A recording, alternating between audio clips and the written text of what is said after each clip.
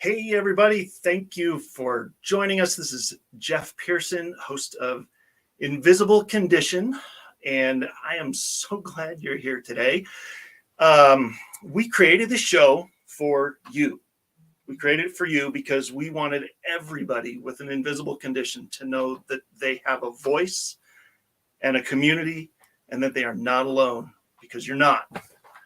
So today I have an amazing guest. And I'm going to bring her on right now. Her name is Phyllis Marlene Benstein. Hello, Phyllis. Hi. I am so happy you're here. This is so cool. It is cool. Thank you for the opportunity. Absolutely. I couldn't wait to get you on here. So this is great. So for those out there that don't know you, tell us about yourself, your family, how long you've lived in Colorado, in the Denver area, tell us your life story. All right. So I am happily married to Harry, and I've got 4 grown kids, 2 beautiful daughters, they're older, and 2 sons, ranging between, in a few days, 27 to 33. Oh, and I've got a bonus daughter.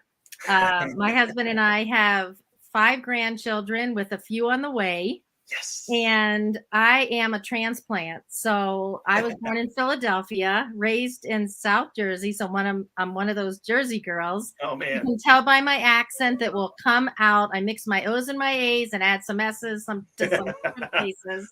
So, I went to college for electrical engineering in Dayton, Ohio, where I met my first husband, and we moved to Chicago, where we both got great engineering jobs and lived there for about 30 years and raised our kids, got divorced, then remarried. And then I moved out to Denver the day my grandson, Jackson, was born, the end of October of 2018. Nice. And I had been here. My daughter was a competitive gymnast for Big Ten Iowa, and I had been here a lot of times and just fell in love with the mountains. I'm all about nature, and I just kept telling my new husband Harry, I really want to move here, and he kept saying, no, you're going to change your mind, and I never changed my mind. And I had always told my kids, once you start having children, I'm going to be there. So actually, my 2 daughters, Shannon and Rachel, live in the Denver metro area, and my 2 sons live in the Chicagoland area of Illinois soon. And so I work from home. I have a networking business and a clean beauty and self-care and wellness business. Nice. And I'm all about freedom and flexibility. I'm a master connector, and I just love being my own boss. And I do spend a lot of time with my grandkids whenever possible. So, and I kind of blend my work into that. But I love Colorado. And before we sold our house in Illinois, 14 months into selling the house and 3 days before the pandemic, we had purchased a second home in Fort Myers, Florida. So I'm here about 3/4 of the year in the Denver area and about a quarter in Florida. Because after living 30 years in the Chicagoland area, which is where I hurt my head, I'm done with winter Yeah. And you'll see why, because I just don't want to put myself at risk in the snow. No, I totally understand. And yeah, well, in Chicago, I mean, come on, let's be honest. Chicago is kind of crazy anyway. Like you made the right choice. You're Right. here now. It It's melts cold. here. Huh? I mean, it snows and it melts. Yes, it snows and it melts. You don't see little, like, sedimentary layers of snow throughout the winter, right? And that's how Chicago is. It's Uh-huh. snow over snow over ice, and Oh, I know. I'll tell you how I hurt my head. It was a good one. So Yeah, no, I'm sure it is. No, and in Chicago, no, with all the ice, I'm sure that had something to do with it. So, I'm going to get this out of the way here and say thank you to our live audience that will be watching, that is thank you. watching, Yes. and if anybody else out there has experienced, as you're hearing Phyllis's story, and if you can relate, reach out to us, comment. There's a way that Right. I think Facebook is probably the easiest way to comment during the broadcast. And we may or may not see it during the show, but we will definitely answer back and converse with you and stuff, because that's half the fun. Oh, I love it. Shows. So We can help someone, right? We have a message. exactly. If her story can help somebody, then that is reason enough to do it, right? So yeah, so reach out and we'd be glad to chat with you, Phyllis or I, about this stuff. So yeah. So when well, first of all, what happened with the brain surgery, brain injury? What happened with what happened there? We'll start there. So the last winter that I was in there, because I was gone in the winters after that. So they have a condition that kept recurring. This was 9 years ago in February. So they have a condition called a polar vortex. And a polar vortex is when it's below minus 30 degrees and low pressure. And so it had happened a few times that January, and it does a number on your sinuses. You have to wear a ski cap and a scarf because the moisture in your nose and your eyes could freeze. And so we didn't really go out, but it kept happening. And so by the one in February, we went out. Yeah. And I was having a surprise party for my husband's birthday, and I'd gone to the store, and he messaged me on the way home, can you stop and get the mail on the way in? Because we hadn't been out in like a week, and the snow just kept piling up, and it got so high that it kicked back into the street. So when he told me that, I tried to pull up to the mailbox to get the mail, but I couldn't get my car close enough because the way the snow was plowed. So sure. So I parked my car at the end of the driveway, and it had just started to warm up. So there was some black ice, I guess, at the end of my driveway. And I got the mail, and I was walking back to my car, and I slipped on the ice, and I banged my chin on the ground on the driveway 3 times at least. And I, rolled up on my elbows and my knees. I scraped those up pretty bad. But that was enough to jar my head. And I'm just really grateful that I didn't break anything. But that jarring 3 times did a number, because, I went like, like that on the very hard. It was like where the asphalt met the, cement at the end of the driveway. Oh, man. Ouch. Yeah, that is no joke. Slipping on ice. I've done that too. I did one of those, I don't know, a few years ago, coming out of a building. I did one of those almost head over heels. My feet like both left the ground, and yeah. So yeah, you get some of that ice, especially when you don't see it. It's like unsuspecting, and you don't see it, and then that's when it's the worst, So, oh man. So then, okay, so you had that happen, and then what made you think that there were, like, what made you think that there was something beyond that going on? I mean, okay, so you hit your head, but what started happening that made you think maybe there's something more serious going on? Well, I knew that I hurt myself, and my husband offered to take me to the emergency room, and I'm actually not sure if I didn't black out. Ooh, and it was, by then it was at least minus 10. I mean, if I had blacked out, I would have frozen there. But what happened was, he asked me if I wanted to go to the emergency room, and I said no, because I was having this surprise party the next night. It happened on a Friday night. and I had all this cleaning and stuff to do. And so I said no. And I had the party. And then Sunday I woke up and it was like I was in a car accident. Yeah. And my whole body was, because that's what happens when you're in a car accident. It takes a day or two once you're jolted like that, because I've been in a few car accidents. Yeah. And I ended up going to the emergency room. I had such a migraine and my left eye was jiggling, and I just started to really worry that, did I have a concussion? And so just the migraines and my eye, and I was pretty banged up, and I knew that I had made contact with the driveway several times, so I wanted to go get checked out.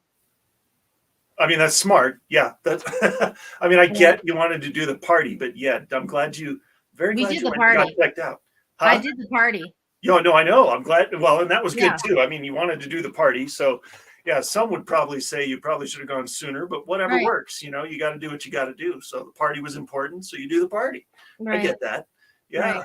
So so were they, when you went to the ER or wherever you went to get checked out, did you, were they helpful? Did they tell you, yeah, there's nothing wrong, go home? Or did they, what happened there? Well, they did a lot of tests. And so I believe I had a scan that determined I had the concussion, and my eye was jiggling so bad. I had like triple, and I guess I had hit on probably my left side, because that's where all the troubles were. My left eye, and I'll explain other things later, but they did confirm that I had a concussion and I had no blood clots, because that was the main concern. Yeah, that's a concern. I'm glad. Yeah, that's a good sign. Yeah. Right. So they checked for concussion and they checked for blood clots, because they knew I had a head injury. Yeah. Okay. So after that, you got checked out. They confirmed it was a concussion. They confirmed that you were, that there were some things going on. Were they helpful with like solutions and stuff? Like what did you do after that? Or was it were you just on your own? Like, okay, we told you what's wrong with you now. See ya. So I went into the ER, and no, they just told me to take precautions. They told me if I don't even remember what they told me to watch for at this point, but they weren't helpful. Yeah. In what to do, Yeah. But I remember them telling me. Yeah, sorry. I was younger. It was 11 years ago, but I remember them telling me, make sure you don't fall again on your head, because it's going to be another, and hit your head, because it'll be even slower to recover. Of course. Yeah. I mean, that's kind of. But no other help. I mean, that's kind of like keen grasp of the obvious there. It's like, of course, I don't want to hit my head again. Right. Hello. But didn't really offer to. Okay. I mean, to be fair, the ER is not really there as specialists in anything. They're kind of like, make sure you're still breathing when you leave. It's not, they're not really there to solve much. I've been to the ER several times and I felt the same way. Right. And I had a friend that was a concussion specialist, so I knew that I would consult with him instead. Oh, yeah. Yeah, that's smart. I mean, I'm glad you had that. I mean, not everybody does. So that's great. Yeah. To be able to have a resource like that. That's amazing. So day to day, I mean, how long ago was that? That was in 2000. When was that? It was 11 years ago. So 2012. 2012. Okay. And so now, 12 years later, like day to day, what kind of stuff do you still, do you still have things that are resulting from that's going on? Or so I'm a doer and I work a lot, but I work hard and I play hard. So I thought it was gone, but I get to a point, and if I'm at a conference, if I have to be on all the time, during our normal day when we're at home, we can take breaks and stuff. But if I'm at a conference, which I go to several times, or if I'm teaching a class or I'm doing something else and I have to be on all the time, at some point my brain gets tired. And when I can't make a simple decision, I need to stop. I mean, like if I can't make a simple yes or no question, or I get confused when I'm looking at my work, then I'm done. And I can't track like I used to. So that is still a problem. So like an action movie. So I babysit my grandkids, and my kids were still younger when I had this injury. And so a good example is the Lego movie. So that's the example I always give. So the Lego movie, they are zipping all over the screen. They are fast moving little Lego characters. I can't do that anymore. Yeah. And so it doesn't matter if I'm in a home theater, a movie theater, if I have a big screen, if my husband's looking for a movie and he keeps scrolling really fast, I just don't look at the screen. Yeah. And I really thought I was over it. And I'm a huge bingo player. And so when I was in Florida, I went to go play bingo last year, and I hadn't had an incident in years. Okay. Other than the decision thing, I hadn't had any of those tracking problems. And so I go to play bingo, and I'm a bingo fanatic. And so I got 5 cards. Okay. And I lay all the cards out in front of me, and, they go pretty fast. And I had a marker, and I started, tracking down this way. And after 20 minutes, I was fried. Yeah. I couldn't play anymore.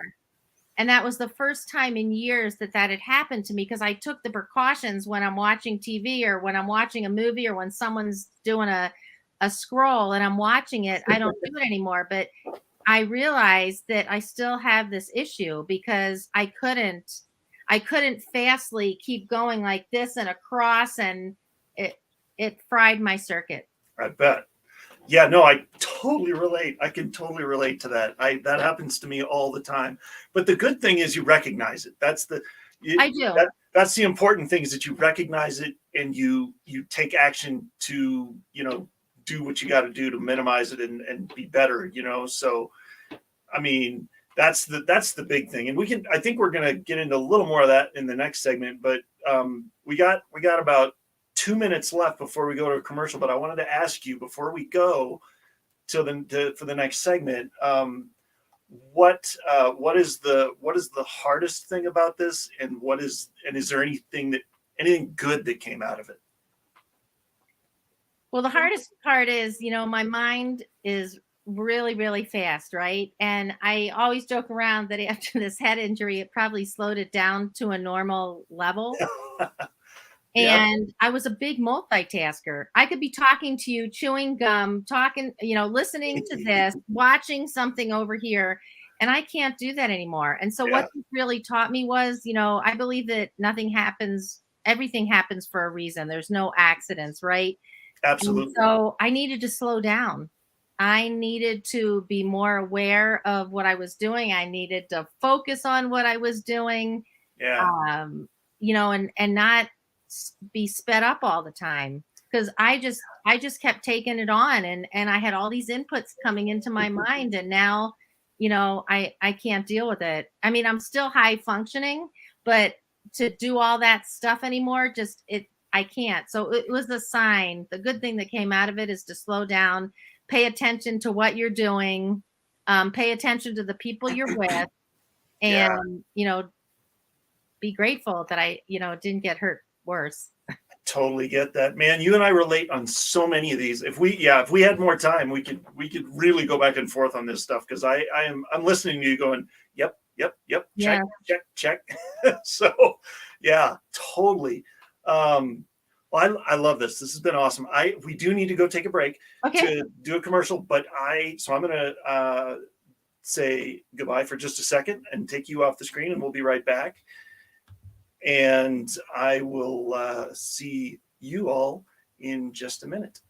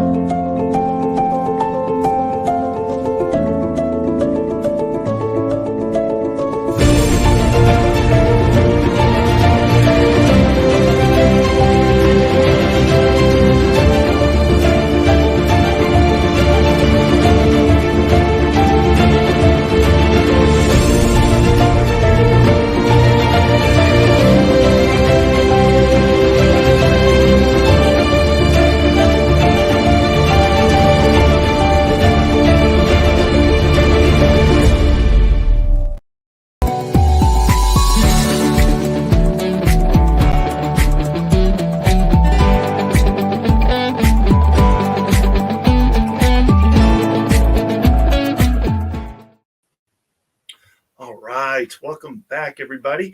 And let's welcome back Phyllis. Hello. Hi. And we're back. All right. So we got a little bit of your story Yes. in the first segment.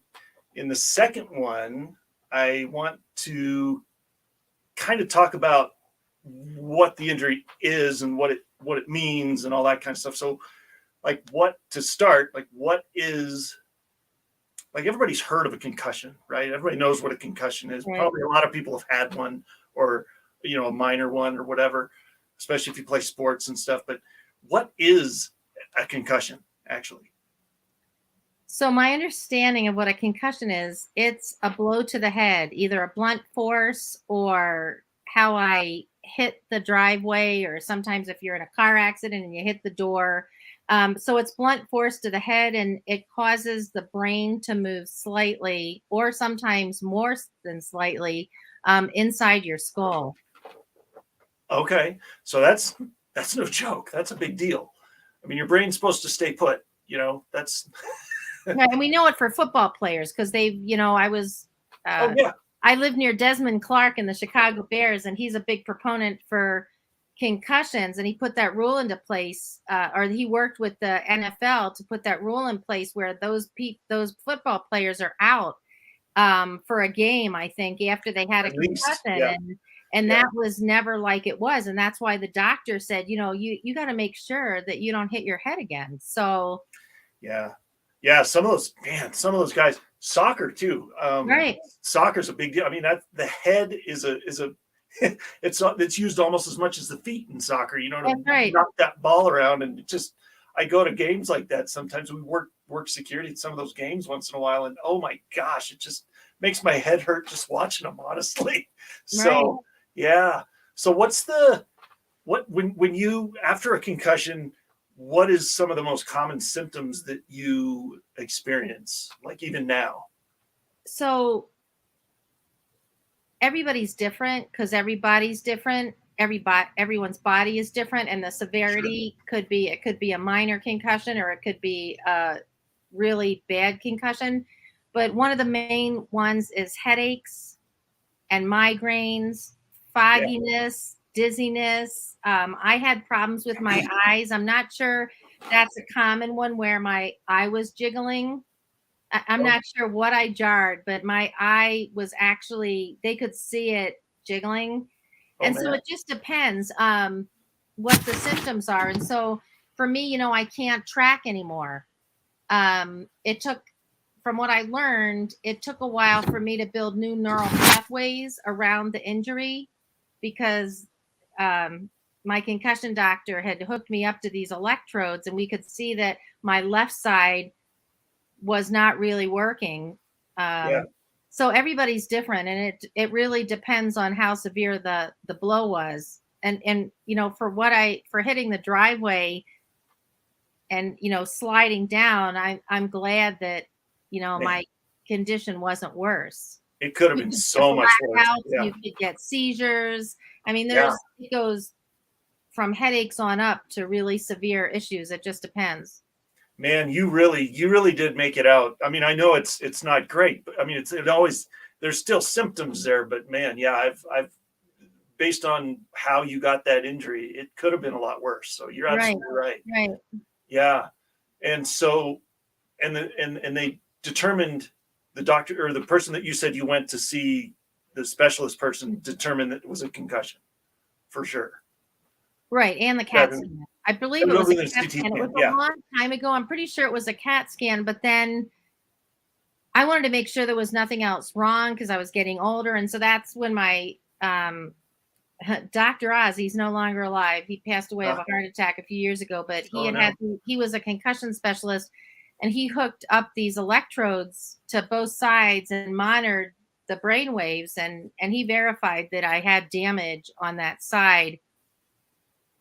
And so yeah, I would be talking to somebody, and this was another thing. I've been involved in these entrepreneur groups, and I go to these conferences, and people would say they would be sitting there talking to me and my eyes would blink a lot, like a lot more than normal. And they said, and then my eyes would shut for like a second, And that's when I went to that's when I first made an appointment with the concussion doctor, because I wasn't seeing it. But what I was told later on was that um, that was a signal that I needed to heal my brain, and it was conserving energy. So I was listening to somebody.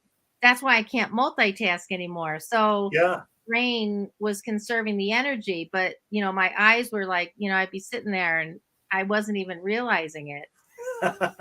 So you know what? I do the exact same thing. If I'm in church or something and I'm in the busy, noisy lobby after the Yeah. service or something, and somebody starts talking to me, if the conversation's happening like this, Yeah. sometimes I'll put my head down like this and kind of move towards them, just so I have no other stimulus. Like I'm not Right. looking at them, and it's like my friends understand what I'm doing, but yeah, people Right. think it's kind of weird. So, but you do what you got to do. You adapt, right? I mean, Right. that's what you have to do with any injury, much less something that involves the brain. Right. So yeah. So what's the generally speaking? I mean, I know everybody's different, but what did they tell you? Your specialist and the doctors and stuff that you went to see. What did they tell you about a time frame for healing from or can you even fully heal from a concussion? What does that look like? I don't know. I think it depends on your age and how, again, your body and how severe it was. I can't remember him telling me how long I was going to have these symptoms. Um, it, it took about 5 years, I think. Oh wow. Where I had severe issues, and seriously, where it just turned year 9 in February, and so it was year 8 when I played that bingo game. I really thought that I was over most of it. But then, Yeah. I was working on my book that I just published, and I was at the computer all the time, and Mm. I could only go a few hours. I had to take a break. I mean, I was just, and if I went too many hours, I had to stop for the day and just go do something mindless. Yeah. Well, and okay, so what? But I'm sorry. But Yeah. also, what he told me was I had to cut down on the stimulation. And so in the very beginning, I had to sit as long as I could in a dark room with no stimulation, because the brain waves were so weak near that site. So he told me to sit in a dark room as much as possible. The other thing is, he told me, so I have an e-commerce beauty business, Nice. and that I work from my phone or an iPad. Yeah. I have a mobile office, and he told me I had to get off of that for Oh. as long as humanly possible, because there's a lot involved with using your phone that people don't realize. And so I Mhm. have a bigger phone. I bought a 12.9 huge iPad, and I just have to try to discipline myself to work on the iPad. But that's what he told me: get off of multimedia. Don't go to the movies. Don't watch action shows. Stop trying to track. Just let your brain heal. And he measured me, every so often, maybe like every 6 months, I got measured. Okay. Was getting better. Oh, good. I mean, that's the idea, right? Yeah. Hey, did they, just out of curiosity, I know this, we didn't even talk, I didn't even hint that I was going to ask you about this, but through the conversation, it popped into my Yeah. head. What, what have they said to you about like the blue light glasses that you can, the lenses that minimize the effects of the blue light from the screens? Has that been a help, or The blue have you tried that? blockers, Yeah. no, I've never tried those. I'm not sure. He had mentioned that to me. He really wanted me to get off of it, and then, Yeah. but half my stuff's on the computer. I mean, I'm Yeah. not sure how it would work my business, but then I got help. I mean, my husband helps me, or, my Oh kids yeah. help me.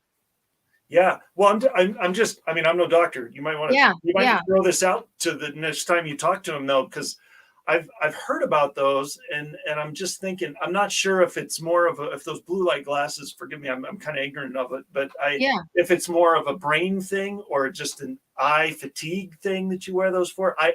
I've never really tried them because the glasses I wear every day have so much stuff in there that help me Right. with, Right. But if all it the stuff, had, but I don't know. Right. If anything that I'm going to ask him, because anything that would cut down on it, it's all about the inputs that I was trying Yeah. to process. And so, like you were talking about, if you go and there's all these inputs, you're in a loud church or whatever, that actually drives me nuts now. So my husband's Yeah. retired. He likes to listen to loud music. I can't, if we're having a conversation, we have somebody over, or I'm trying to do something else, it's like it's bad white noise to me.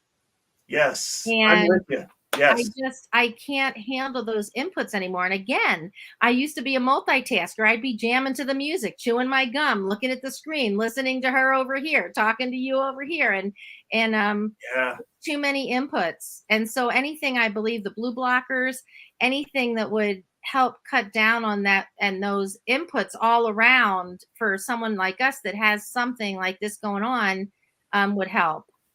Yeah, there's a couple things that have helped me. I don't know about the blue light blocking glasses, but for me, being in a busy place with a bunch of people, I've found after several brain injuries that I'm not able to block out everybody else. So it's like sensory overload, right? So what I've got is noise canceling earbuds that I sometimes will Oh, bring to yeah. big crowds like that, and then really this is all I can, you and me, this is it right here across the table Yeah, is all that's I can really. awesome. So maybe that's Yeah. something to try. I don't know, but solutions are always good, and doctors and medical personnel don't always throw those out because they can't sometimes, they got to stick to their purview. So Right, exactly, so exactly. but I can, yeah, we can talk more about that off the air, but I might have a couple ideas for you that might be good. So, well, what have you, I mean, I know we've just got a few more minutes till our next break, but what have you found to be the most helpful? I mean, obviously this, just one-on-one or quiet room or, that kind of thing. But when you're in a situation like at a conference, what do you find most helpful to manage all that? So I have to get more sleep now. It's not all the time, but because I can go off of 5 or 6 hours of sleep. But if I'm going to go to the conference, I'm gonna be up on my sleep, and I drink a ton of water. Yes. And so I just make sure I eat healthy. And for me, I just have to stay on the agenda. But a big conference where there's a lot of people coming, at you, and it's just constant action, I can manage it for a while. Yeah. And I do tune out the noise. I mean, I can hear the noise, but I tune it out. That's a skill set from having 4 kids. You just tune out the Yeah. noise. But um, it's the being on part that I have to Mm, be careful of. I want to be able to absorb what I'm there to do. I need to be open to receive the learning that I was there for and the people that yeah. I was supposed to serve. And so um, that's what I just have to really focus on it and just drink a ton of water, make sure that I eat my food, healthy food, and that I had lots of sleep. And then, of course, I do need to go decompress. I mean, I'll go back to my room, or I'll just, and I don't schedule myself so tight anymore. Yeah. I No, really that's huge. don't Yeah. schedule myself. We have an upcoming conference this weekend, Hmm. and I used to be able to book myself solid with no breaks in between. Now I have breaks in between Yeah.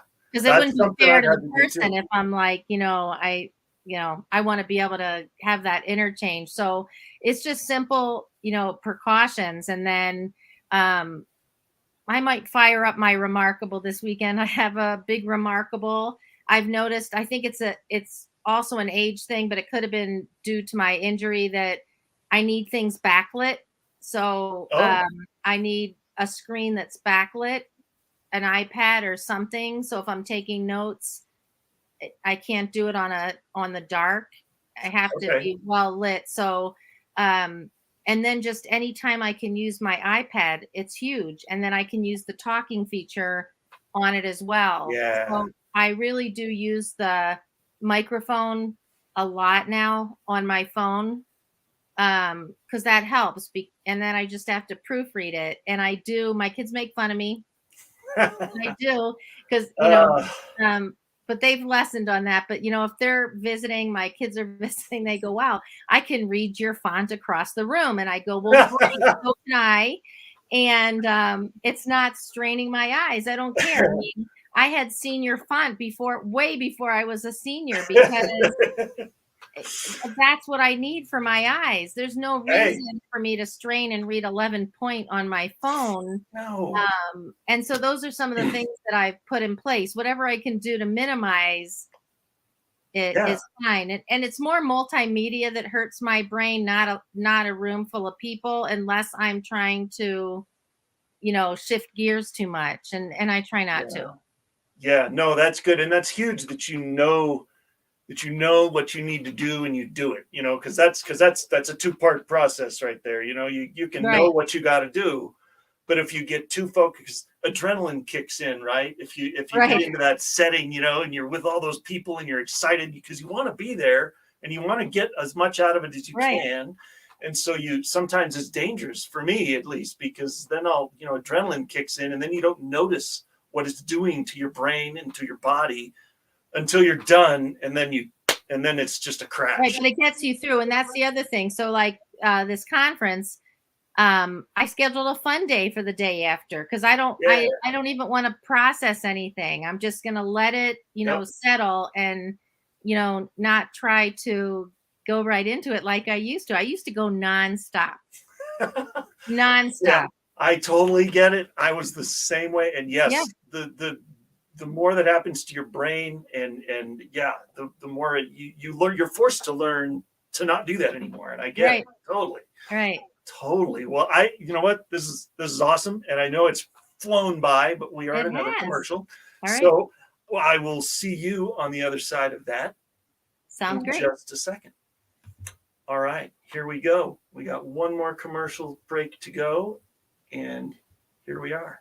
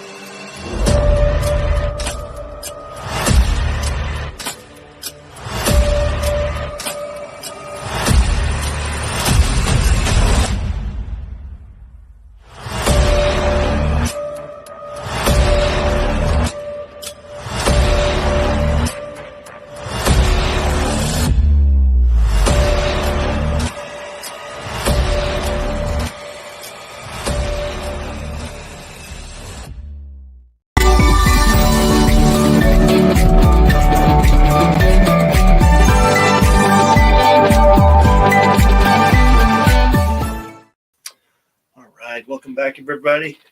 And here we are again with Phyllis. Hello. And I know this is crazy, but time flies when you're having fun.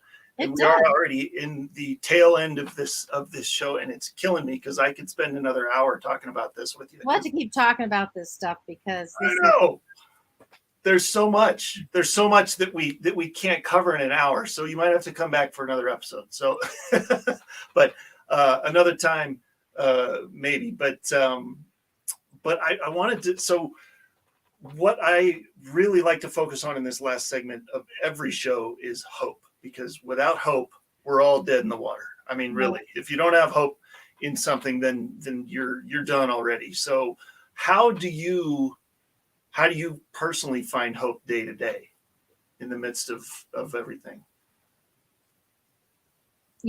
really gratitude and faith.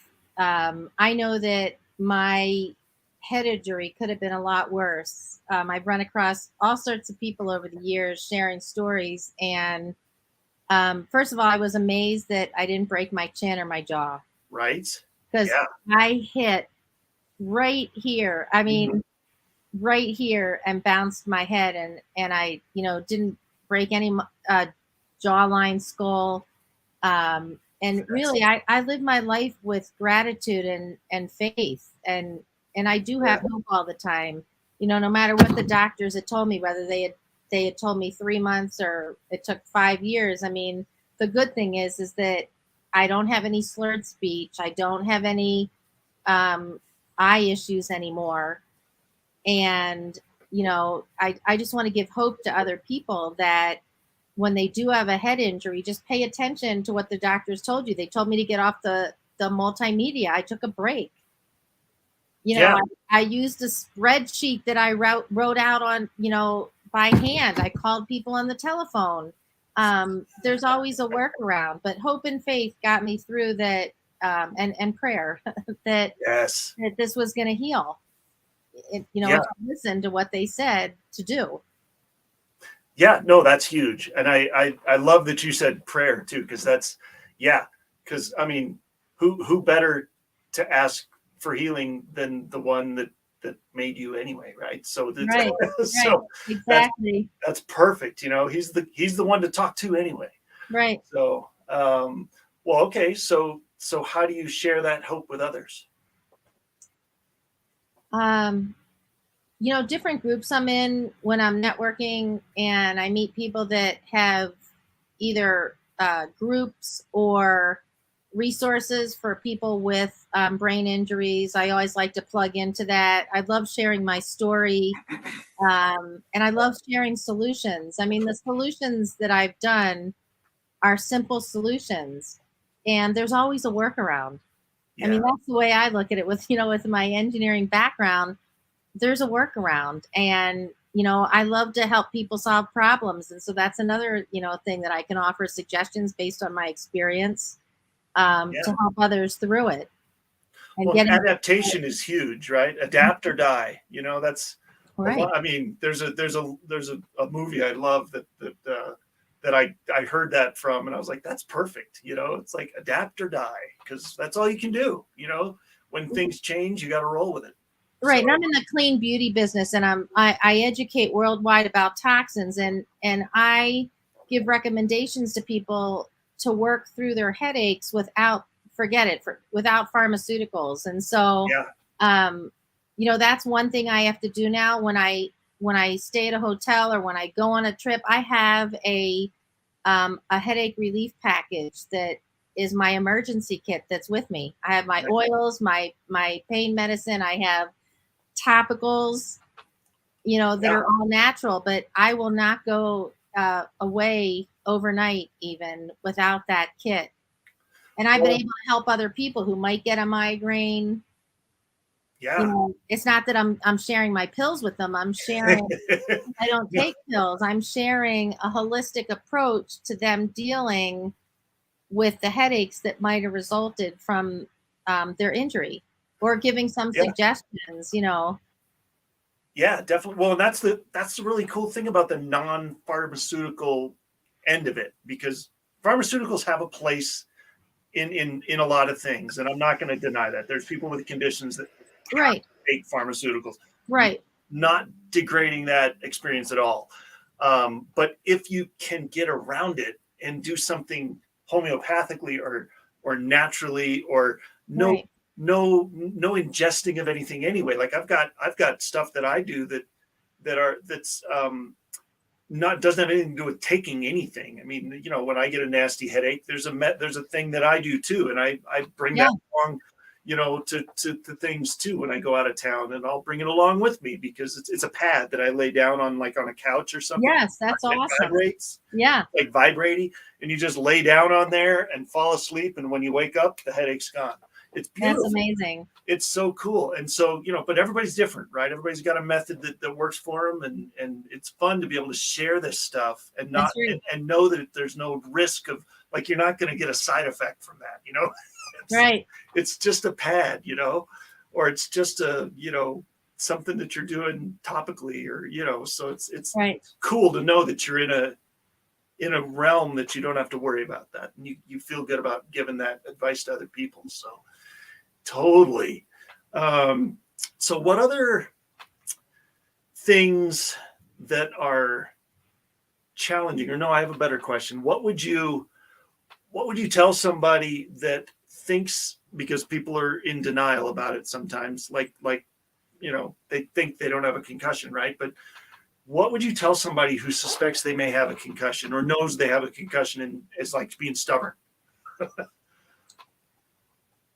So I don't believe in the pills, and I really believe in the non-traditional medical, but I really wanted to know, because I still have that engineer inside me. I would Yeah. tell them to go get it checked. The CAT scan is one thing, but the electrodes were really the telltale of what happened. I believe you can get it diagnosed with a CAT scan. That's what I'm trying to remember. And then see a specialist. If it is diagnosed, see a specialist, because they monitored my brain activity for a long time, Wow. to see if it was okay for me to go back full time, back to what I was doing, because I didn't want to prolong my symptoms. I wanted my brain to heal to be the best it could be. So my advice is to go get it checked. Go see a specialist, whether it's a holistic one, Western medicine, Eastern medicine, but I would really get it diagnosed so you can start on your plan right away. Because if I had kept the multimedia up, I don't know what condition I would have been in now. Yeah. If it had not formed those new neural pathways, then I could have had memory issues or speech issues, and I wanted to get back to the way that I was, and I would say 95% there. That's awesome. Well, and if they tell you to do something, they give you a plan, and they say for 2 weeks do this, for 2 weeks do that, for 2 weeks, it's going to be a 3-month recovery, whatever. Do not rush it. Right. Don't think that you know more than they do. If they, it's always better to recover slow, recover fast, and then, because you can't go backwards. If you injure yourself again doing this crazy, oh, I think I know better, and try to get back to your normal life fast, and it ends up injuring you more, you're done. You can't go back. So right, I didn't want that's exactly right. I did not want, and I don't think anyone wants irreversible brain damage. No, nobody does. I mean, the brain, you can't really, there is no such thing as reversible brain damage, I don't think, but yeah, so minimize the brain damage. That's the moral of the story. Work around my new neural pathways, right? yeah, exactly. Yeah. I mean, develop those new neural pathways, but do it in a way that's not going to injure you again or slow it down, because that's long lasting stuff that's no joke. I really had to think about this before the interview. I did meridian work also in brain gym exercises. Oh, wow. Okay. What the heck is that? I did do brain gym and meridian work also. What is that? Brain gym. Is that what you said? Yes, I have a friend who is a specialist in that, and brain gym exercises. I think there's 26 of them, one for every letter of the alphabet. And it's poses and it's simple motions that you do, and it helps with your brain. Well, that's cool. Gym. It's called brain gym exercises. I'm going to go look that up. That sounds amazing. It is. It's good for everybody. Yeah, that's awesome. But brain injury or not, I'm sure it would help anybody. Right. So in the last few minutes here, and I know we're already there. We're in the last few minutes. Okay. Tell us about, with all this crazy that's gone on, you are an incredibly accomplished business person, and you've got businesses and all the things that you're succeeding in. How can people connect with you? Tell us about what you're doing and how people can connect with you after this. Yes. So I'm passionate about helping people that are burnt out get out of their JOBs or their corporate careers and have an exit strategy so they can live life on their terms. And so I just released my book, Yes. and The Journey from Employee to Entrepreneur. And this is a self-help guide. It's 5 strategies and a lot of steps to successfully help you transition to the life of your dreams on your terms. And so, and I'll be having more on that, workshops, speaking, and then I'm a master networker. So I turned that into a business, and I help people with endless lead generation through the opportunity to speak, sponsor, own, or attend their own networking chapters, the Connect and Collaborate brand through Achieve, because I just love helping people, build authentic relationships and monetize their passions and find those connections, those joint ventures. And then it's all tied together because my background is in the image and beauty business. I help you with clean products that also help you detox. If you do have a brain injury, you should be using clean products. You should not be introducing more products into your body that increase your toxic load. So I educate worldwide. I'm an expert on the toxins in your self-care and beauty products, and I provide a clean line. And so I've just got this package of detox, connecting, and living life on your terms. And so the best way that you can get in touch with me is to go to my website, and it's phyllis.network-with-me. And that's a form that I would love to learn about you, what you're looking for next, and how I can best serve you. Maybe I know someone that I have a resource that can help you. Absolutely. And she is not wrong, everybody. She is the master networker. You and Achieve have yes. helped us so much, and we are so thankful for you. Me too. And when you share this after we're done, put that link in there, because people will be able to go there, and that's where they can find it on Facebook, YouTube. Yes. You can put that in the comments, and then people will be able to find you. So I love it. I can't wait to, I'd love to meet the people that are watching this, and how can we share resources? How can we help each other with, best practices that helped us through this? Exactly. I love it. This has been fantastic. And I do want you, we do need to come back and do this again, because I know we haven't covered everything that we need to cover. I'm sure there's more stuff we could talk about. When we have another opening down the road a little bit, let's do this again. But sounds great. But thank you, Phyllis. Thank you so much for the opportunity to share. I am so grateful. Thank you. Absolutely. We'll see you again soon. Don't go anywhere. Don't go anywhere. Bye. All right, everybody. Man, I have loved this show. This has been fantastic. Phyllis is amazing, and you really should reach out to her, because she is phenomenal at what she does, and master networker is no exaggeration. Speaking of community and networking and things, if you like what we're doing, and you agree with our mission and are excited about what we're putting out, talk to me. Go to my landing page, which is always on the notes, and reach out. Let's meet. Let's figure out how we could collaborate as guests or as sponsors, advertisers. Be amazing. Next show, Dr. Jamie Wright. She has hydrocephalus. She is also training to be a neurologist, which is crazy. You're not going to want to miss this show. It's going to be amazing. She is amazing. I can't emphasize this enough. Come join us for the next show. And until then, have a wonderful day. We'll see you next time.